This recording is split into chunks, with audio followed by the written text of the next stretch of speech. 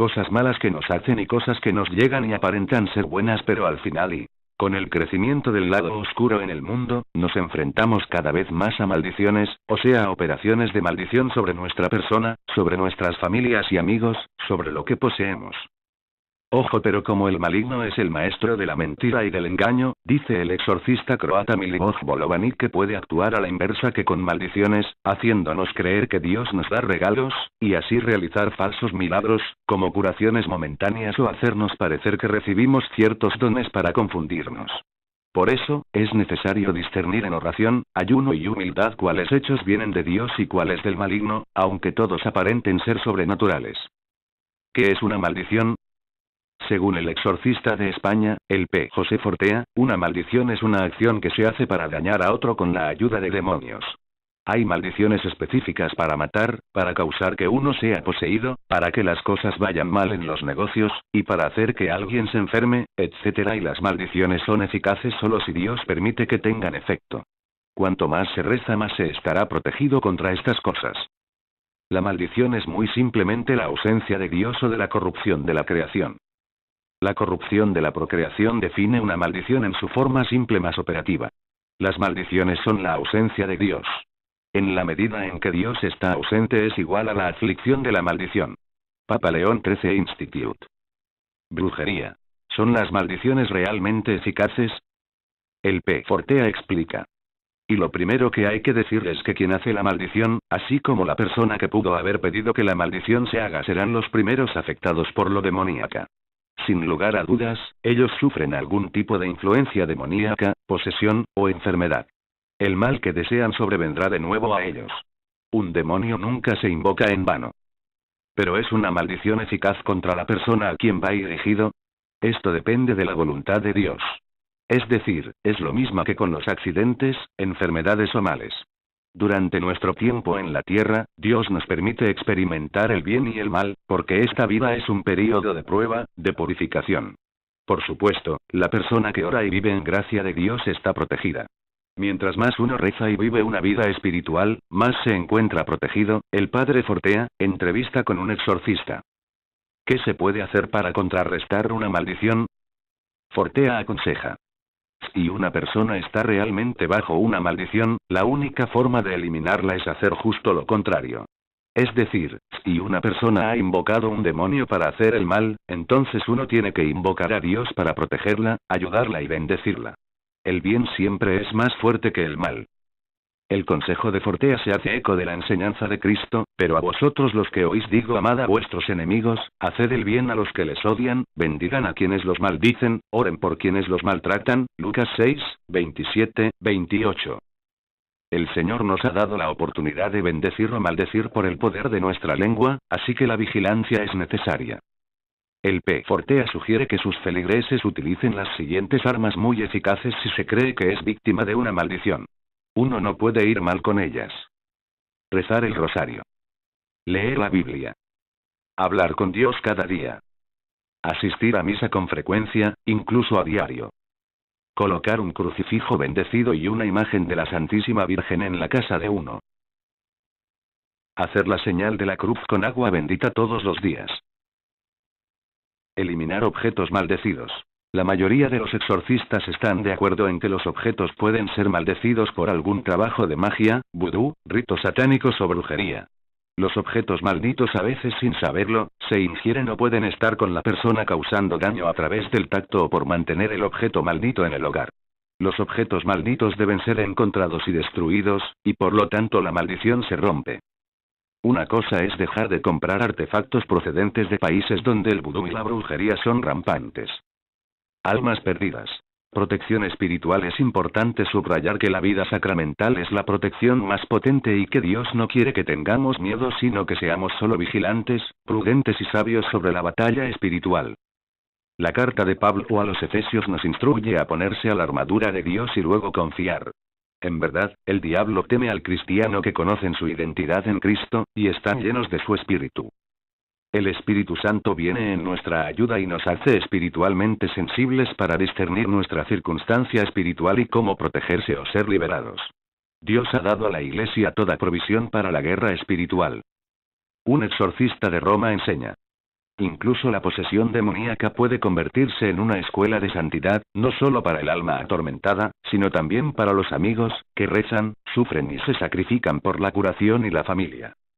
Muchas veces Dios nos está enseñando cómo proclamar su victoria en medio de la oscuridad. Dios saca el bien de situaciones malas, pero pide nuestra cooperación en la fe, la esperanza y el amor. Él nos enseña a rezar su bendición unos sobre los otros. Pero también debemos tener cuidado de lo que no aparenta ser una maldición sino un regalo de Dios. Milivoz Bolovanik. El maligno nos puede engañar con falsas sanaciones. Cuanto más orgullo tengamos, más posibilidades tendremos de ser engañados. Le pasa a todo el mundo. Incluso los mejor intencionados pueden ser engañados en los asuntos del mundo o del espíritu.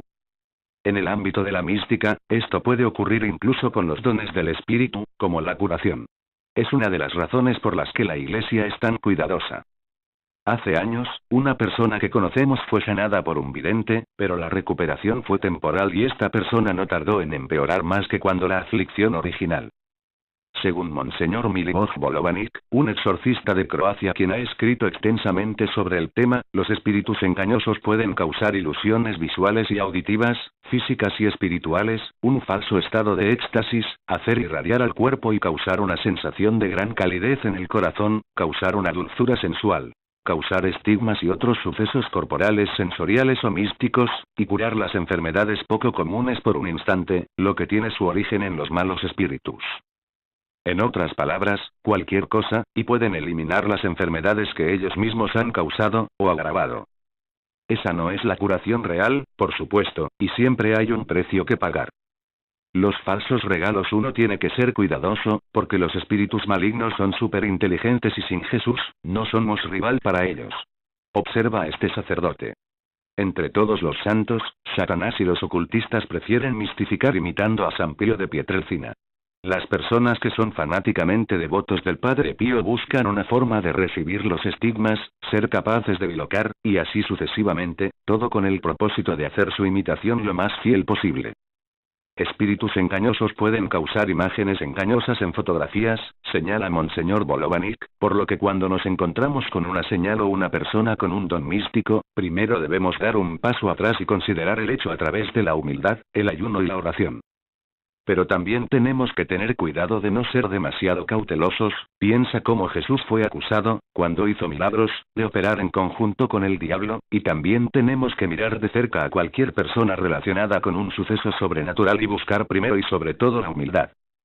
La santidad y una vida heroica viviendo las virtudes evangélicas son preferibles, dice, a las manifestaciones espectaculares. Sin embargo, hay manifestaciones, y los malvados las imitan como una diversión. Esta es una práctica muy común del diablo. Para distraernos. Él nos distrae con ídolos. Cuando pensamos en los ídolos pensamos en representaciones mitad humanas, mitad animales en Egipto o los becerros de oro de Babilonia o los dioses de Roma y Grecia. Y los ídolos eran el mal. Pero hay otros ídolos, como el dinero, la fama, el poder, el entretenimiento, la comida, comodidades, lujos, u otros malos hábitos y desorientaciones, que debemos mirar en el sentido de lo que son. Distracciones. Al igual que los becerros de oro de la antigüedad, como diosas con múltiples brazos y cabeza de chacal o imágenes de los faraones, nos desvían de la senda de la santidad. Somos adictos al goce fugaz pero nunca nos llenan y nos dejan satisfechos, al igual que las cosas del Señor. ¿Cómo podemos transigir con el mal y aún así estar bien? No hay tal cosa como el mal menor. Falso ídolo. Cegados por la soberbia hay maldad intrínseca y somos cegados cuando hemos perdido el contacto con la buena parte profunda de nosotros que discierne en el espíritu de humildad. Monseñor Bolovanik señala que algunas personas están impedidas para volverse a Dios a causa de sus ilustrados logros científicos y filosóficos. Su orgullo les bloquea para ver la verdad. Como resultado de ello, se van al extremo opuesto, poniendo su confianza y adoración en sus ídolos favoritos. Ídolos de oro el poder económico. Ídolos de bronce la tecnología y el armamento. Ídolos de piedra edificios enormes. ¿Cuántos de nosotros somos desviados con esas cosas en los bolsillos y los llamados teléfonos celulares? ¿Cuánto tiempo pasamos hablando versus rezando, escuchando la radio o la televisión o chismes, en comparación a la espera de la suave voz del Señor? Aquí hay una oración que Él nos da. Jesús, mi Señor, ten piedad de mí. Me arrepiento de todos los pecados que han cometido. Detesto todos mis pecados y ocasiones pecaminosas. Te ruego que me perdones. Lávame con tu precioso. Dice el exorcista croata Milivoj Bolovanic, que puede actuar a la inversa que con maldiciones, haciéndonos creer que Dios nos da regalos, y así realizar falsos milagros, como curaciones momentáneas, o hacernos parecer que recibimos ciertos dones para confundirnos. Por eso, es necesario discernir en oración, ayuno y humildad cuáles hechos vienen, cosas malas que nos hacen y cosas que nos llegan y aparentan ser buenas, pero al final con el crecimiento del lado oscuro en el mundo, nos enfrentamos cada vez más a maldiciones, o sea, a operaciones de maldición sobre nuestra persona, sobre nuestras familias y amigos, sobre lo que poseemos. Ojo, pero como el maligno es el maestro de la mentira y del engaño, forma simple más operativa. Las maldiciones son la ausencia de Dios. En la medida en que Dios está ausente es igual a la aflicción de la maldición. Papa León XIII Institute. Brujería. ¿Son las maldiciones realmente eficaces? El P. Fortea explica. ¿Y lo de Dios y cuál es del maligno, aunque todos aparenten ser sobrenaturales? ¿Qué es una maldición? Según el exorcista de España, el P. José Fortea, una maldición es una acción que se hace para dañar a otro con la ayuda de demonios. Hay maldiciones específicas para matar, para causar que uno sea poseído, para que las cosas vayan mal en los negocios, y para hacer que alguien se enferme, etc. Y las maldiciones son eficaces solo si Dios permite que tengan efecto. Cuanto más se reza, más se estará protegido contra estas cosas. La maldición es muy simplemente la ausencia de Dios o de la corrupción de la creación. La corrupción de la procreación define una maldición en su